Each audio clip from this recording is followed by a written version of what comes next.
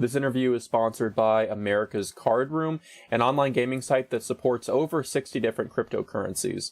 You can find out everything you need to know and start gaming on America's Card Room today by visiting youmeandbtc.com/poker. And when you create an account with America's Card Room, you can look forward to a 100% bonus on your initial deposit.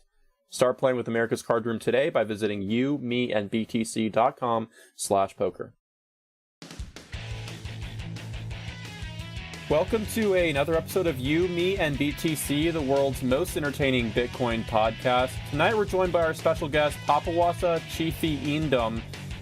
You're from Ghana originally, right? Well, yes. And first, let me say thank you for having me on. My family is from Ghana. I was born actually in Milwaukee, and I've lived my life in between the U.S. and Ghana. I've actually traveled around quite a bit, lived in many states in the U.S., and spent a large chunk in Ghana. The one singular place I've spent the most time consecutively was actually New York. Oh, okay. And many of our listeners who may be familiar with him, and for those who don't, you should definitely follow him on Twitter. But those who are familiar with him know him from a LinkedIn post that sort of took the cryptocurrency and definitely the Bitcoin space by storm not too long ago, where he argued that 13 African countries should buy Bitcoin right now.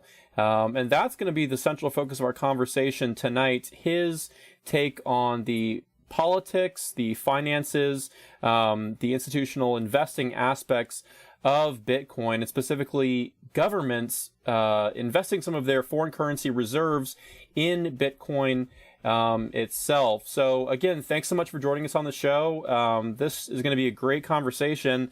I sort of want to start off by just asking you how you got started in Bitcoin. Everyone sort of has a unique story of when they were first exposed to it. When did Bitcoin first sort of come on your radar?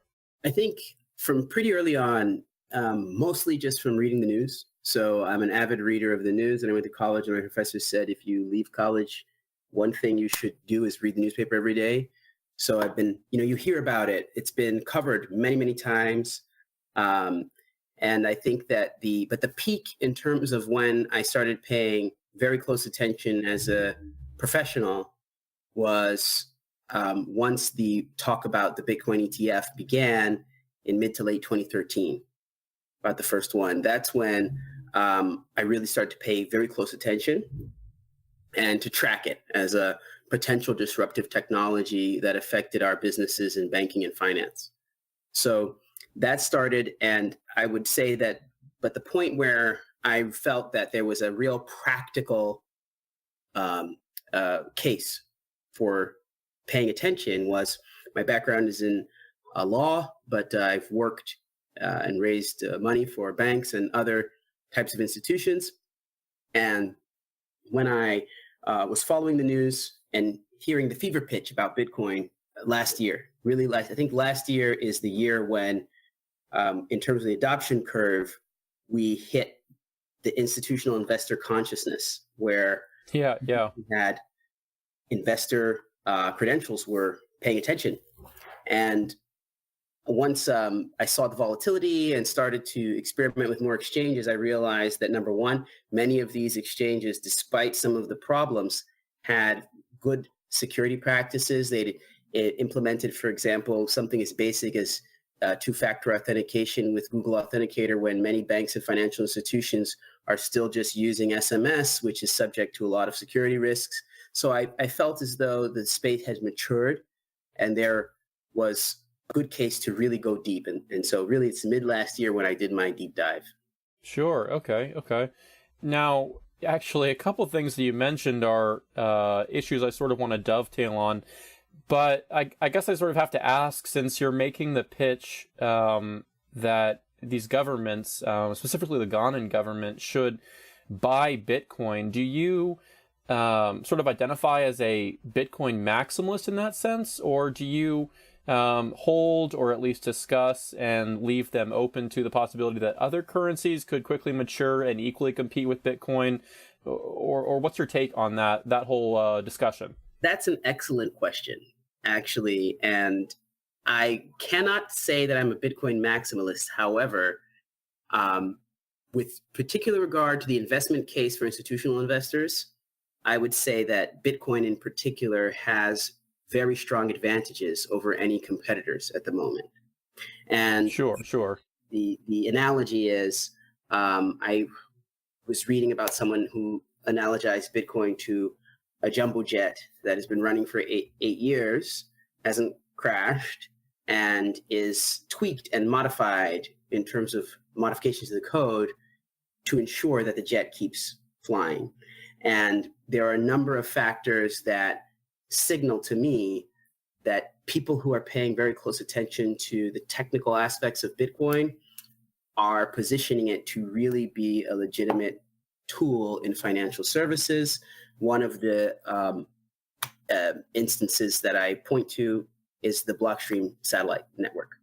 If you are involved in finance, you know that any system that you implement cannot be wholly dependent on the internet alone. You need to have backups, even if it is internet dependent, it needs to be backed up.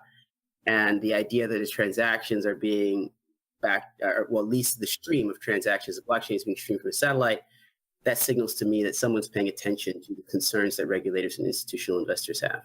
Okay, that makes a lot of sense. I'm sure you get questions though, or maybe not, but it wouldn't surprise me if you do receive questions from public servants, government finance personnel about altcoins and other coins. What's your answer when they ask you, well, what about Ethereum, or what about Ripple, or what about Zcash? Do they ask you about it? And if so, what do you say? In my experience, if you want to do something new and complicated, you start with baby steps. So I always want to get them to understand Bitcoin first and then move on to that other area. So when I talk about, and I call them digital assets, I don't like to use the word cryptocurrency so much because I think the word crypto has connotations that scare investors. They think something secret, something esoteric. I like to say it's a digital asset. That's what it is. And when you look at this space, you first understand the original implementation of blockchain technology, which is Bitcoin, and the longest running one. And then you study the others carefully. I have very interesting thoughts about Ethereum, and there are other coins that I pay attention to and tokens. However, due to the fever pitch that's going on right now, I like to de-emphasize that talk because I think that people get caught up in fast money craze. And what I want to promote is looking at this as a serious asset class that institutional investors can pay attention to. And the most academic writing is on Bitcoin. The most papers looking at the portfolio strategies with Bitcoin.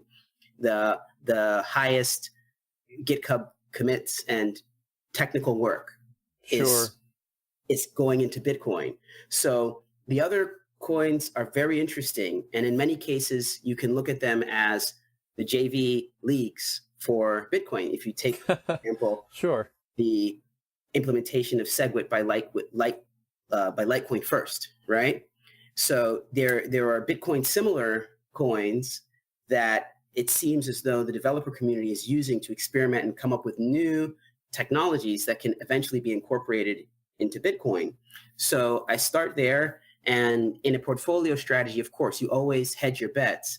So if I was, officially advising, I'm not an investment advisor, I'm a lawyer by training, but, in the argument, to really answer your question, if I was saying, okay, it's 1% or 10% allocated to Bitcoin, that 1 or 10% has subcomponents. And a component of that 1 or 10% would be test investments in various other technologies to understand and track them. But the main argument is, what are we holding? We're holding Bitcoin in our portfolio. That's the easiest one that you can really wrap people's heads around, because some of the ideas behind, let's just focus on Ethereum, are so big that they're tough for people to comprehend. And it takes, in my view, you really want to let them understand the concept of digital value transfer that's immutable, that's very robust, that and I really focus on the gold 2.0 argument, because I think that the analogy is really tight in terms of the development of the asset class being used as a safe haven. Nowadays, it is not controversial for a professional investment advisor to advise their clients saying that, okay, with asset prices on the stock market at this level, and with the threat of the US dollar losing value to the pound and the euro, maybe you should allocate a portion to gold. That is standard sort of investment advice. And when you compare gold to Bitcoin, Bitcoin has some key advantages. So I think that it's the perfect place to start to educate investors about this space. It's super exciting, and there's a lot of really good stuff going on. But even for me, I'm overwhelmed. I have a lot to learn about Bitcoin. So Sure. Well, we all do. I'm sure. I know for a fact you're definitely not alone in that. It's sort of, I mean, every day I log on Twitter and or browse through my Google alerts or my RSS feeds, and there's always, it's sort of overwhelming but simultaneously exciting to realize how much I can learn and also how much I have to learn. But you mentioned sort of the feverish pitch going, or the feverish sort of emotions and the psychology of the current digital asset cryptocurrency market, however you prefer to frame it right now. And I'm sure it can't be easy to sort of pitch a bubble to these governments right now. I mean, even though like you and I and other people in the digital asset Bitcoin space are familiar with the understanding that it can simultaneously be a bubble and undervalued, some people sort of have a difficult time wrapping their minds around that. So how do you sell a bubble to them, and how do you help them protect their downside with, from what you said, 1%, or is it 10% of their reserves, putting that into Bitcoin? How do you limit their downside? How do you pitch this bubble to them? Right. So there were two articles that I proposed. One that was only really in Ghana, where I said, the 1%. On the LinkedIn post, I started off with 10%, because I actually do believe that for these central banks, it's a reasonable bet. Okay. Now, in terms of investment, I usually start from the premise that no one can predict the future. So anything and everything could be a bubble depending on future events, and all investors will tell you that there can be black swan events that could turn something that seems to be a completely reasonable investment into a bubble. We all experienced the real estate crisis, and most individuals are still heavily allocated to real estate. They borrow huge sums of money to buy property, yet it is not necessarily, but in recent times, we've experienced a housing bubble, right? So I start with the premise that, okay, no one can predict the future, so anything in theory could be a bubble. The problem with Bitcoin is that the rise is so dramatic and logarithmic that it is unnerving to individuals. But if you believe in the grandiose nature of the concept, that this is now the internet of money, that idea is very difficult to value, because the market of all financial assets is maybe in the $200 trillion range. And this is something that is forcing investors, technologists, and everyday people to reassess how they see value, how they see money and markets. And I think the simplest way for me to describe the increase in price is to argue that, and this is not my argument, it's from reading, but that what we're looking at is a network adoption curve, right? So this is similar to the adoption of newer technologies. The new part about Bitcoin is that adoption is a purchase. So, adoption of the technology is a purchase, and the supply of the technology, in this case, Bitcoin, is fixed. So it's as if everybody was adopting Facebook, but in order to adopt Facebook, you had to buy something, and that thing that you bought had a fixed supply. What would happen to the price of Facebook if that adoption curve, if adoption meant buying a Facebook coin, and the Facebook coins were fixed, right? You would see a massive run up in that price. So once you start thinking through that it's not really a typical asset, and it's actually a social, political, and economic movement, you can rationalize the rise. And I also go back to the gold 2.0 theory when you look at the fact that, yes, the asset is designed to appreciate dramatically due to the fixed nature of it. And it's a very thin market. But when you compare market caps, we're still nowhere compared to the market cap of gold. So based on that macro analysis, the rise in price is not that dramatic. This is the nature of what the asset will be.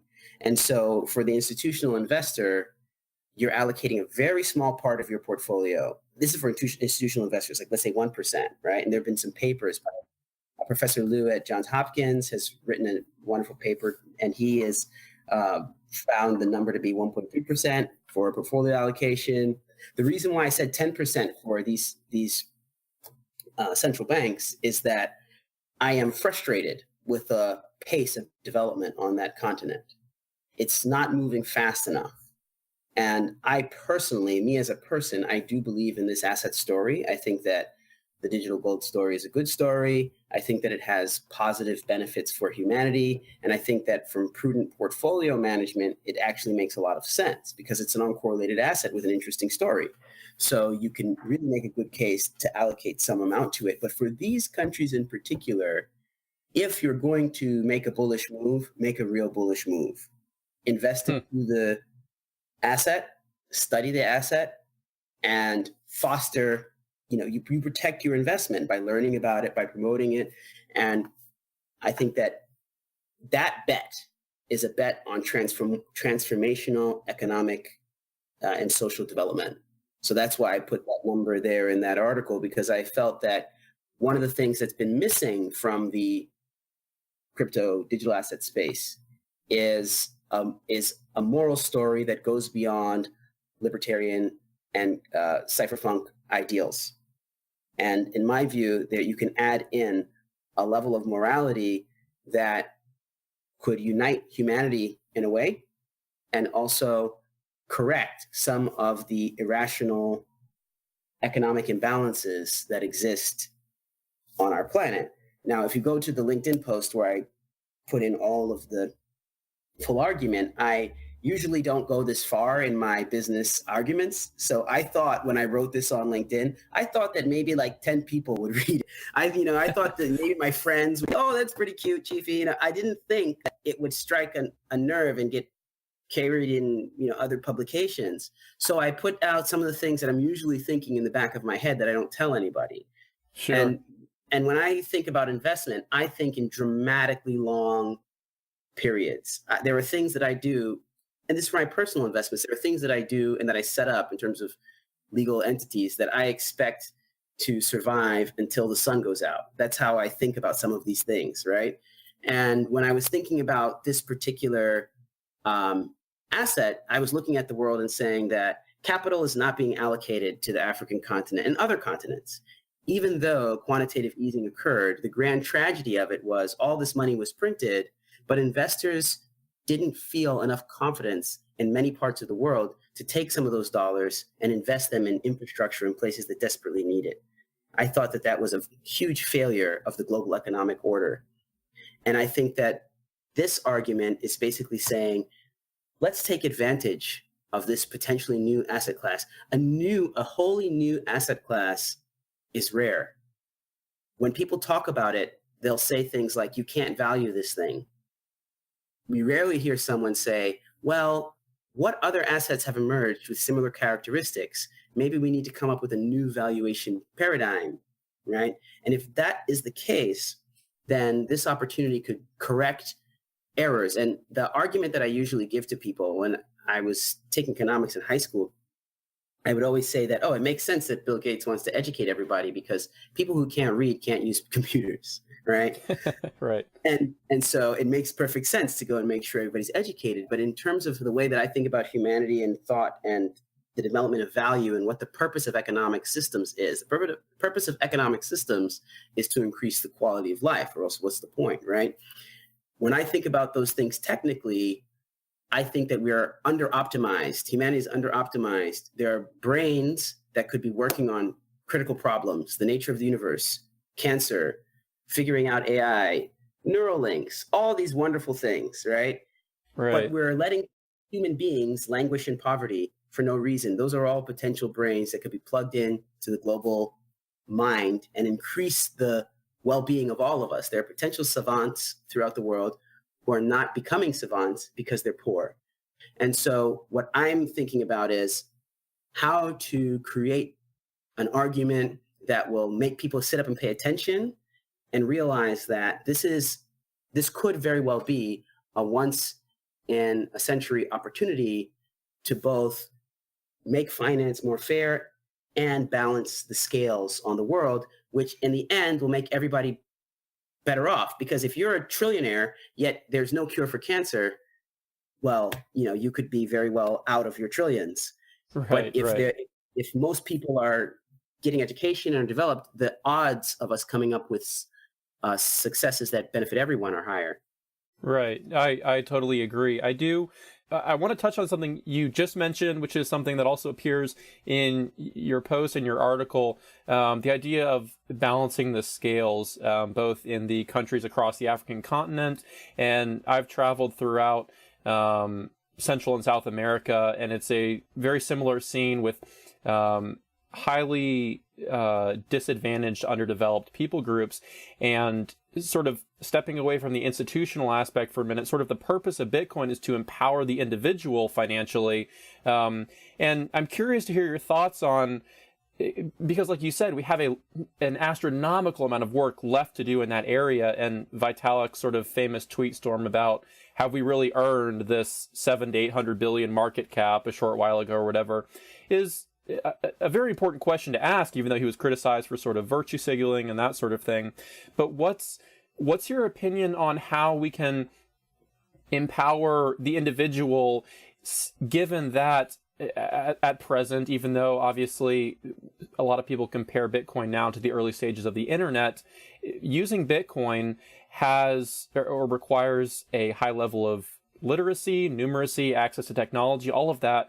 And it's finite, unlike the internet. So people can't just slowly come along and learn how to send emails. If they don't sort of get on board before we go to the colloquial moon, they're going to be not really priced out, but at a severe disadvantage. And there's going to be just a rebalancing of the or a shift of the 1%, not a rebalancing and equality. All of that to say, I'm eager to hear your opinion on how we fix that monstrous problem. Can you give me an answer?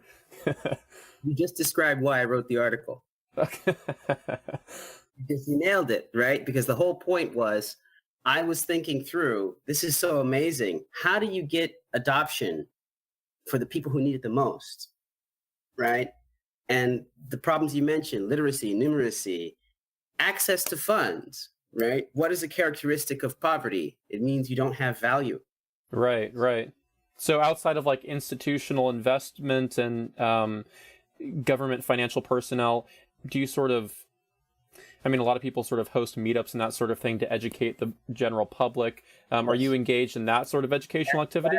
So the educational activity is something that we're accelerating, and it's already going on in places like Ghana. There's a professor's named Nina Narku-Quaynor. He is in the Internet Hall of Fame actually for his work spreading internet in Africa, and he has held a Bitcoin conference in Accra, and he has a mining operation and is doing a lot of things. And so but the community has really been there for many, many, many years. There have been companies that have been working with Bitcoin and other digital assets for a long time. But in terms of empowering the individual, that will come, and it's happening. So the ones who understand it are already there in many African countries. And what I'm doing as a part of this argument is I put in the portfolio strategy argument. So for those people who are already aware, I put in these, risk breakers saying, use this as a component of a sound investment strategy. And we'll be doing more work in terms of the safety. And I've been speaking a lot about how I don't necessarily believe in the current iteration of Bitcoin and digital asset exchanges. I think there's too much emphasis on short-term gains, charts, and things that can hurt people. I'm interested in people looking at it as a long-term asset. So they have a price, they buy it, and they never look at that price again. They just look at their entire portfolio and look how it's working in their portfolio. And I think that companies will emerge that market this as a part of a portfolio. And I think that in the developing world, there are interesting ways in which people will get access, especially if emergent financial institutions that serve these people build Bitcoin and related technologies natively into the core of their operational software. So I think that there are ways that it will come through to the general population.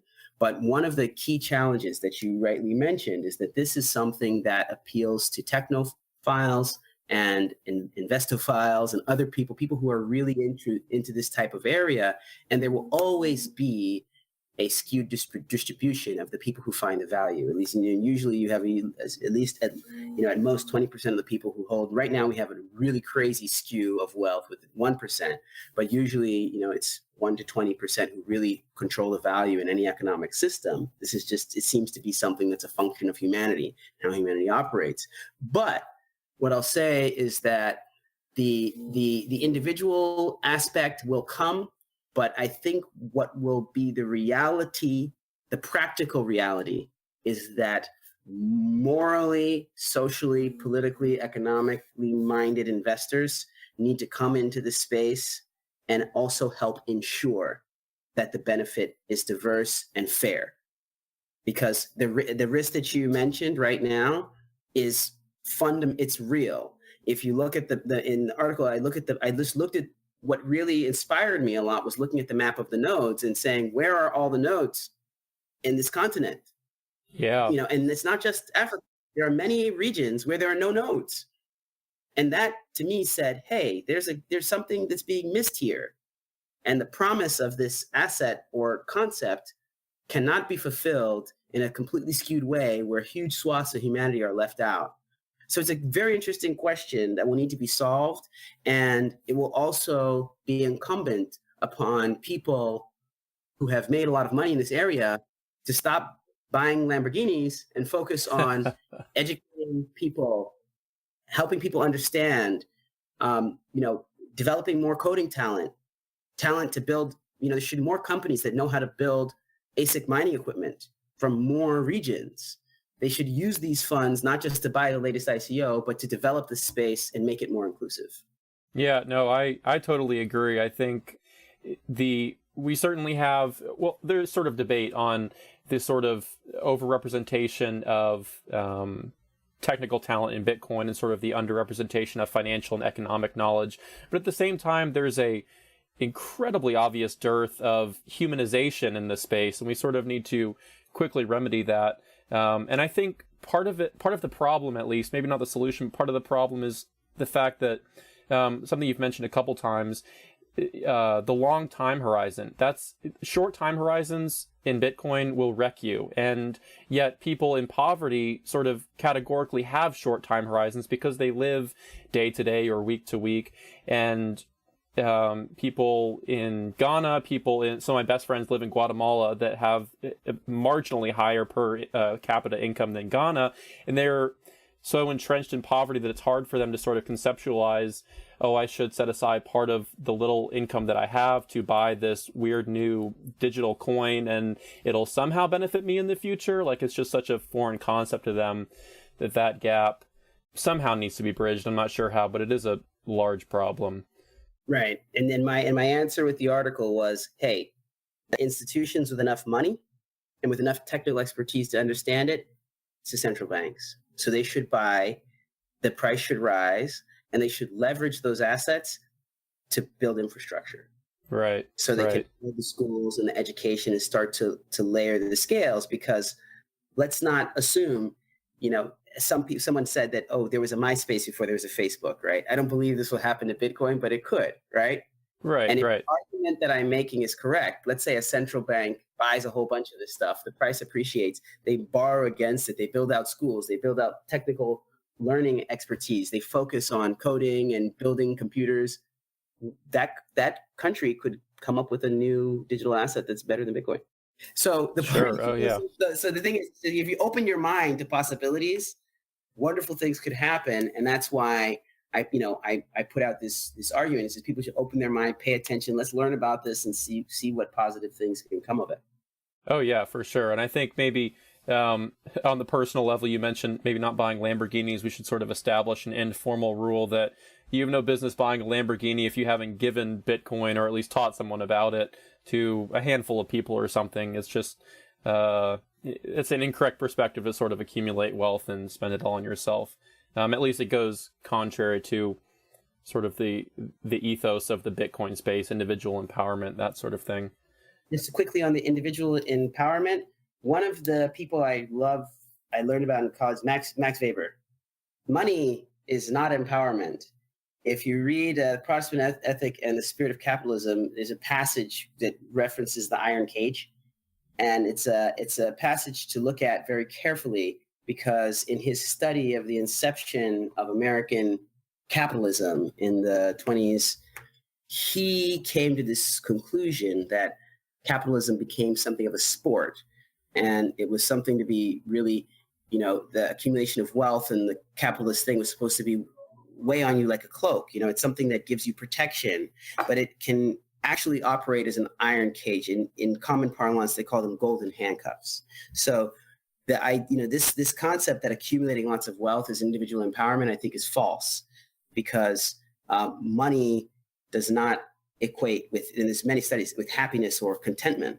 So I think that that's actually a big other blind spot in the space, is that as the funds are accumulated, they should be shared.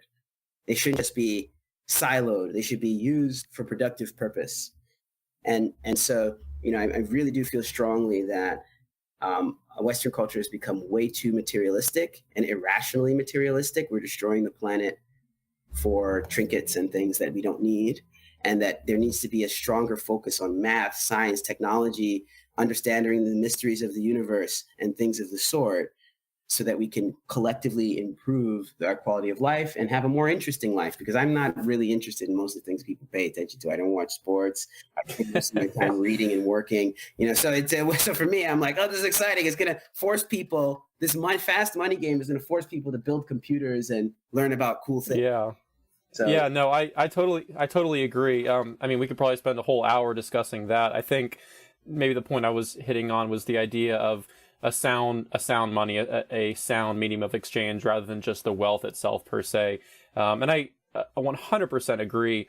I think Western civilization and the capitalist ideology as a whole just continually abandons the idea, or has forgotten altogether, the fact that capitalism and virtue are designed to go hand in hand. You can't have capitalism without a counterbalance in virtue. Otherwise, you're going to end up where we are right now, with nauseating materialism and a society that sort of champions individuality when everyone consumes the exact same thing. And like you said, it's just boring.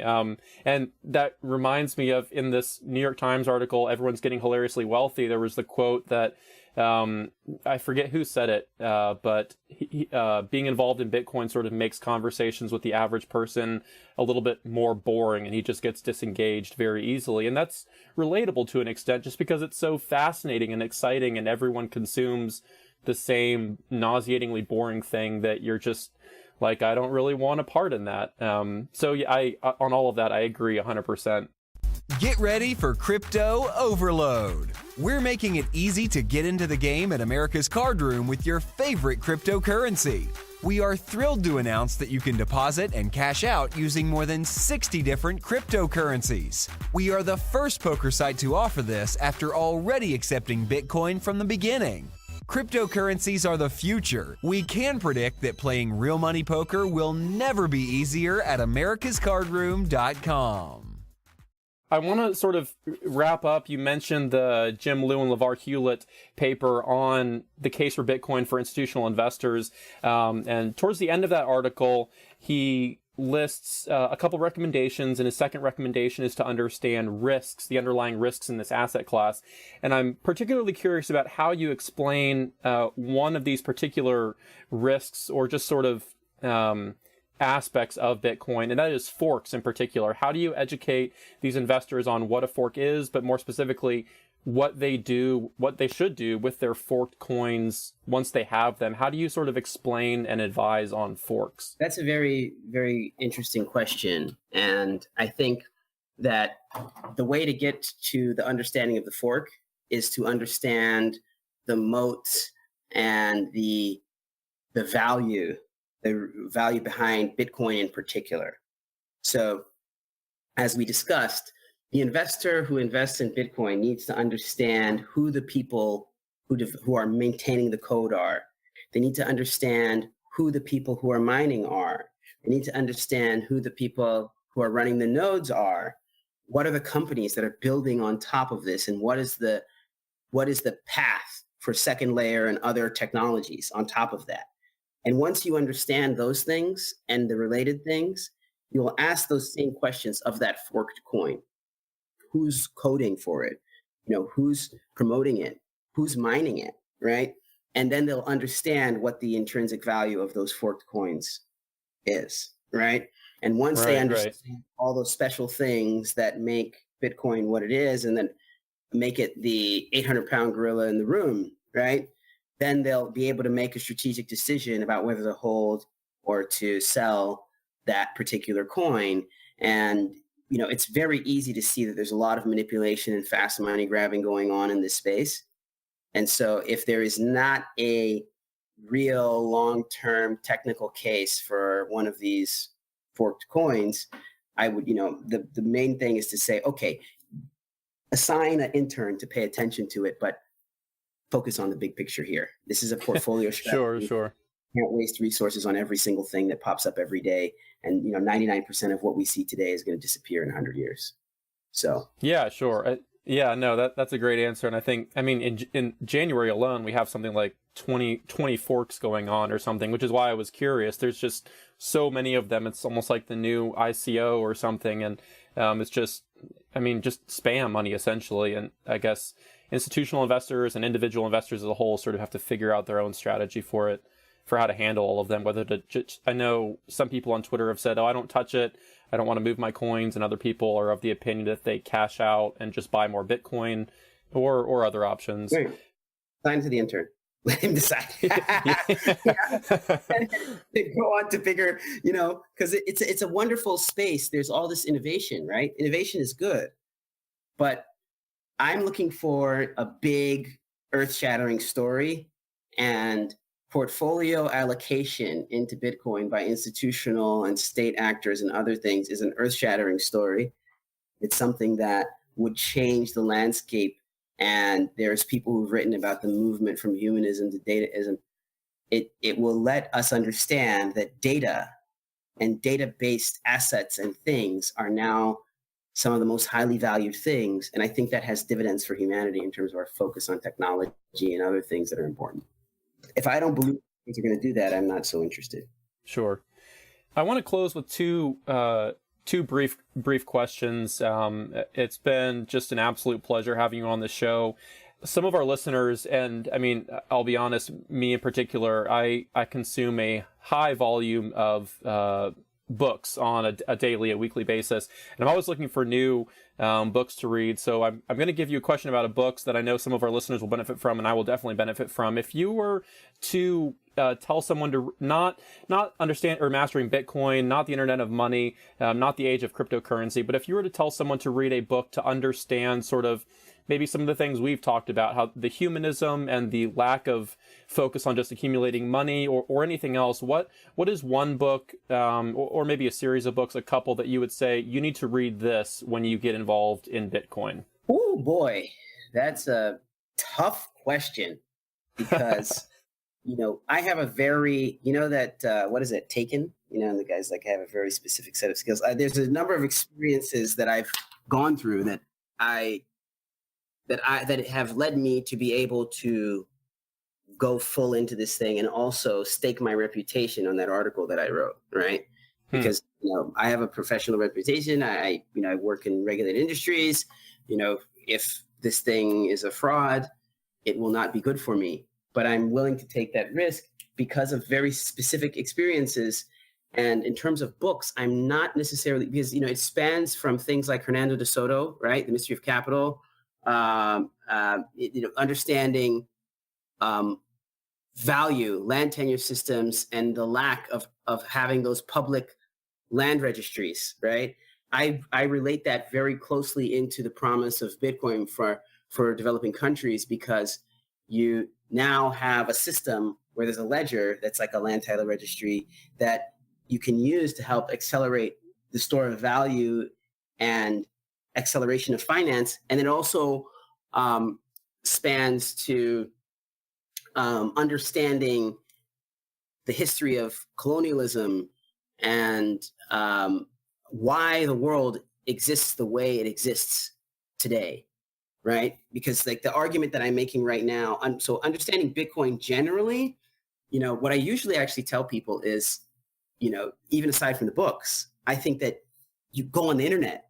That's where you really get the most exciting. It's really on Twitter and Sure. articles and the blogs and that's where the real exciting stuff is coming. And if in order to really understand it, you need to follow these things. Like, for example, I would actually say the podcast, like your podcast, all these other podcasts, like these are the things people need to be listening to really get their head around it, even as opposed to just reading the books, right? Because it's moving at the speed of light. Every day there's something different and a new angle. So, and in terms of my particular view, I am trying to explain it more because I'm through the process of writing this article and seeing the reaction, I'm realizing that some of the ways that I think about these things aren't common. And, to me, I'm always in my head all day. So I think everybody's thinking about it this way. Like, oh, this is so great. Look what it's going to do. And I realized that no, not everybody is thinking that about these things this way. And I should probably talk about it. And so this is a very, and it's also a very eggheadish area, because not many people spend their days thinking about value and the relative value of various assets. Most people are just absolutely home at a decent time and like, what's for dinner? They're practical concerns that people have. So this is it's a very tough question to crack. And I think that this year, the next few years, we will probably of the most serious and accessible arguments that are going to strike at the individual from an emotional standpoint, because who is the Steve Jobs of this space, right? Who can distill this down to an emotional, visceral feeling to want new technology. This is something that has not come yet. It's still super early. And so I don't really know. Right now, it's just, it's so technical and esoteric for a lot of people that the experience that I've had is that the edge is actually a long-term process of engagement, sharing different information, analogies. My father is into Bitcoin, right? And, he's a serious business person, technical person. And he's now, he's into it. And it wasn't the first day or the second day. It was conversation with various people and looking at it and studying it and reading about it in various forums. So very good question. I'm going to think about it some more. I don't have a definitive answer for you, but I think, someone needs to write. I know people are writing, but I would like to see some more expanded Bitcoin reading lists, because I think, once again, one of the other blinders in the space is a lot of the reading lists focus on like Austrian economics and other things, right? That are super dense, technical, and oldie white man books. What I'm looking for is who can give us some recent practical texts that relate to the human condition as it exists now, informed by history, that tie this argument in. So I'm looking for that book that you're describing. That I don't know. No, yeah, well, no, I agree. You hit the nail right on the head, because so many of these are very dense old white man script text, and the economic, the computational science aspects, the finance aspects, the game theory and social psychology aspects, all of it is very dense. And so I just always like asking people what's their go-to book that they tell people, read this before you buy Bitcoin. And I realize it's a hard question, so I appreciate your answer. And I do actually, and this is in the initial LinkedIn post before that, I tell people to read the initial white paper, which I realize is controversial now because of this silly argument about there is a store of value. But I tell them to read the white paper because I believe that the white paper is a technical tour de force in communication. It's extremely short, very few footnotes, but it is a lightning bolt. It gets to what it is, right? And it gets to the essential concepts, and like, usually in the initial conversations, people will ask, why is it Bitcoin? You say, okay, you heard about BitTorrent, right? You remember that? The peer-to-peer concept. It's this amalgamation of different technologies, and very apparent in the white paper. I think that this is not like, the political conversation within Bitcoin that's going on, which is kind of like the Supreme Court and originalist thinking and all. It's just nonsense, right? I keep saying that argument is noise.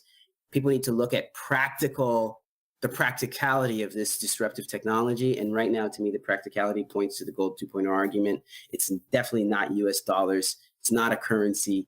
Currencies don't fluctuate this wildly. We can get to that point once it reaches its potential market cap. Once institutional investors are into it, the market cap is there and the layer 2 solutions are there. But for now, not. So the initial white paper, I do actually tell people to read that if there's any one thing, just because there's a lot of charlatans in this space, and there are a lot of people who are playing this fast money thing, and it's not very long, so you can go into it and read it and just say, okay, at least now I understand what created it, right? And you can ask questions about that and look at who's in the footnotes and research those people. And early on, that was one of the things that I did.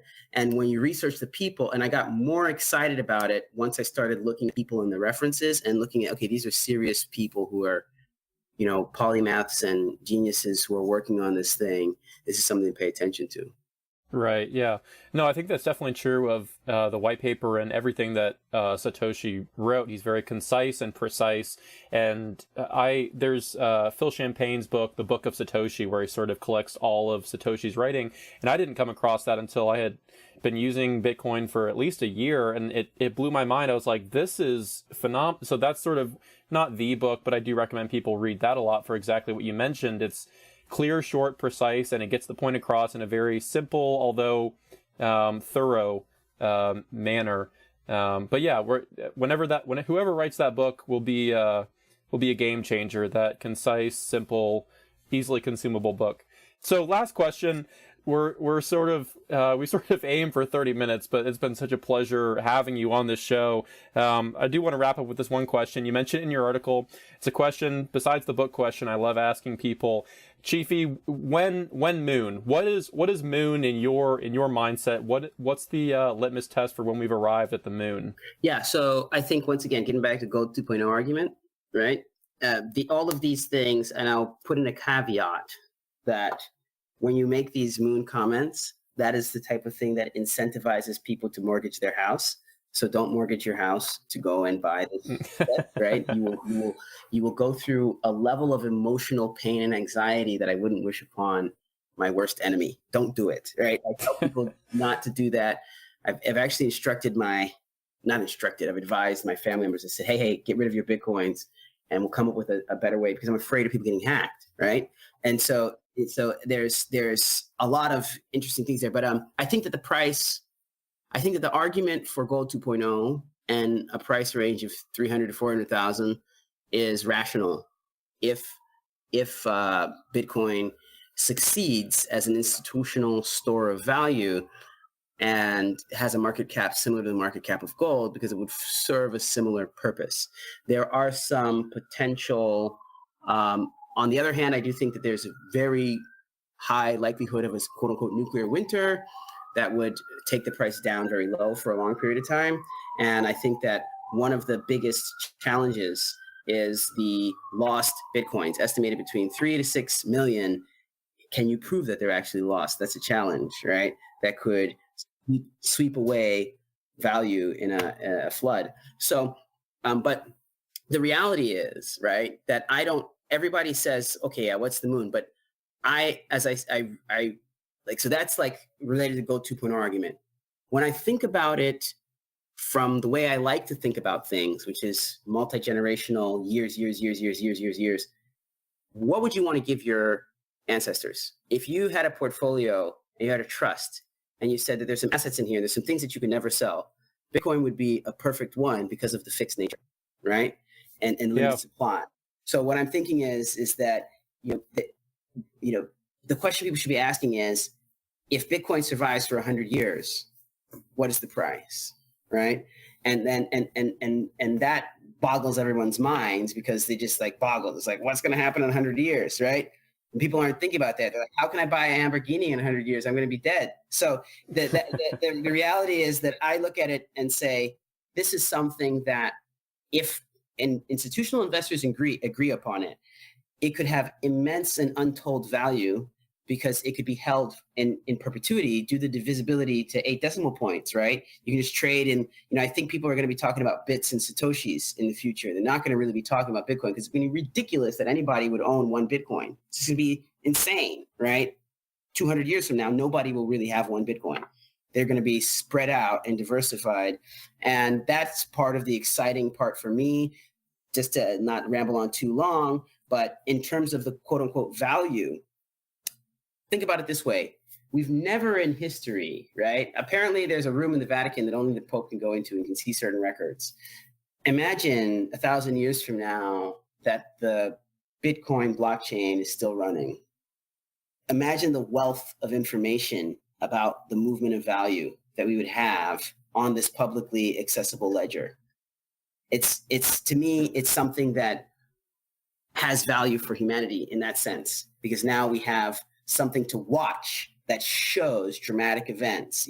If banks are starting to use it as a reserve asset and there's a crash in one country, you will see in the ledger vast movements of Bitcoin to stabilize economies and things of the sort. And you'll be able to see it. It's not going to be hidden in the databases of various banks and financial institutions. So when I think about it in a very long-term view, that's when I really get excited. And I also think that when I put on my science fiction brain, it's one of the only things that could work when you're dealing with space-time difficulties, right? And you're traveling planets and other things. You'd have this ledger and you'd have side chains and other things. I think that it's something that works, across vast amounts of space. It's something that I think could work. So anyway, now I'm getting a little crazy. So, but the point is, the price. I think that if I was telling an investor, right, I would say, all right, look, let's compare it to gold. That's the best thing to look at, and let's compare the market caps, and that's how I would derive the price. But if I'm talking to an individual, we can't predict it. So I always tell people, put it as a portion of your portfolio and go to sleep. Put it in cold storage, get a paper, whatever, get off the exchanges, stop reading news and the price swings, because a lot of them are just, a lot of the news stories to me feel like snarky people who don't have any Bitcoin, who are like, oh, I'm tired of everybody saying how Bitcoin is great. Let me write a story about it. And then, so there's a lot of trolls in the late prep. Yeah. So. Oh yeah, for sure. I think, probably the best, obviously none of this is financial advice, but probably the best thing you could do is, like you said, buy Bitcoin, put it in a wallet, and then just leave it there. And probably the worst thing you could do is buy and trade based off of CNBC Crypto Desk or something. Right. That's right. And let me just give a quick thing of what you just said, because there's a technical reason as well. From my understanding, the longer your transaction is on the blockchain and the more blocks are ahead of that transaction on that block, the more immutable that transaction is. So if you're thinking Correct. in a long-term view, the name of the game is, for your family and your future, put that in there as a part of the trust that never gets sold, right? And just leave it there, because it gets stronger over time. And then that thing can be a part of the financial foundation of your family or your business or your whatever for generations. That's how I look at it.